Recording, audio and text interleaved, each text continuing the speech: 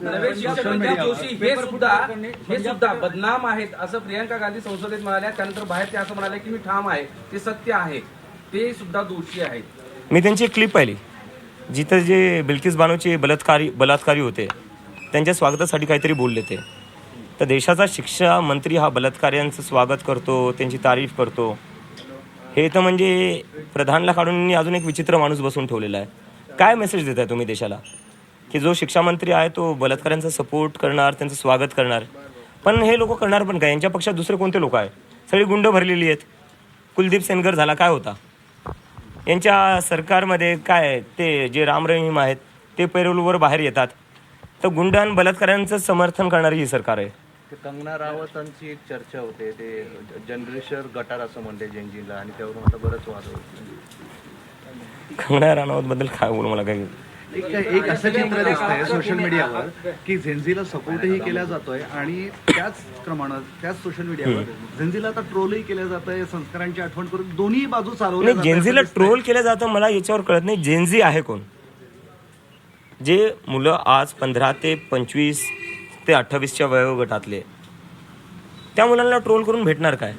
उद्या हेच मुलं जाऊन नागरिक बनणार आहे, उद्या हेच मुलं जाऊन वोटर्स बनणार आहेत, उद्या जाऊन हेच मुलं देश चालवणार आहेत ना. तर त्यांना असं तुम्ही वेगळं ट्रोल का करताय? ते काय कोणत्या पक्षातले किंवा कुठल्या विचारधारेचे का काय? सामान्य घरातले मुलं येते, त्यांना ट्रोल करून कोणाला काय भेटणार आहे? एक नाशिक पोलिसांनी आता एक एसओपी काढली आहे, म्हणजे जेनजीच्या आंदोलनाचा जो पोलिसांना त्रास झाला किंवा पोलिसांना त्रास झाला, त्यांनी एसओपी काढली अशी आहे की आता जेनजीची पिढी आहे ती मोबाईल सुरू ठेवते आणि तुमचं सगळं रेकॉर्ड करते, तर ते काय करायचे अशी पोलिसांनी एसओपी काढली. याच्यावर काय म्हणते? मला वाटतं जर तुम्हाला रेकॉर्ड व्हायची भीती असेल ना, तर तुम्ही स्वतःलाच विचारा तुम्ही अशा गोष्टी का करताय ज्याची तुम्हाला रेकॉर्ड होईल अशा भीती वाटते.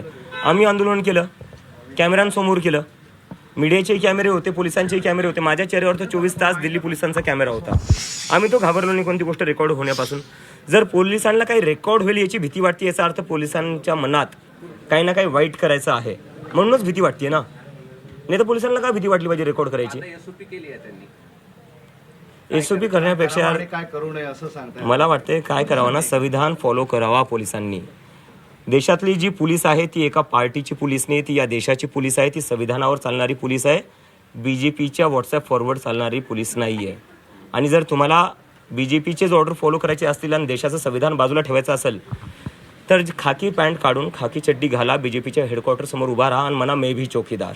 आणखीन एक कनेक्शन लावलं जात आहे की आपण जिथे मुक्कामी होतात तो राष्ट्रवादीचा कुठला सेलचा प्रभावला आहे, ते तुम्ही स्वतः सांगितलेलं आहे. आणि शरद पवारांची मोदींची भेट आणि मोदींना शरद पवारांचं केलेलं दारातलं स्वागत आणि अभिजित, अरे बापरे, गणित लावलं जातं. याच्याबद्दलची काय? असे गणित तर भरपूर लागले. आधी जॉर्ज सोरोसचं गणित लागलं, मग चायनाचं लागलं, मग पाकिस्तानचं लागलं. पण अनिश गावंडे हे तर मीडियालाही कळलं नसतं, हे मी स्वतः सांगितलेलं आहे. आणि अनिश माझा चांगला मित्र आहे आणि मित्र म्हणून मी त्याच्या घरी राहिलो. अनिश म्हणला तू कुठेही दिल्लीत असशील, आणि फक्त पहिल्यांदा नाही, मी याच्या आधी दिल्लीत गेलो होतो, अनिशच्या इथं मी भेट द्यायला जायचो, राहायचो. तर एक मित्र म्हणून मी त्याच्या इथं राहिलेलो आहे. बाकी याच्या पुढं काही नाही. म्हणजे पवार साहेब आणि मोदी हे दोघं खूप मोठे लोक आहेत. अनिशचंही भेटणं होत नसेल आणि माझं इथं भेटणं नाही.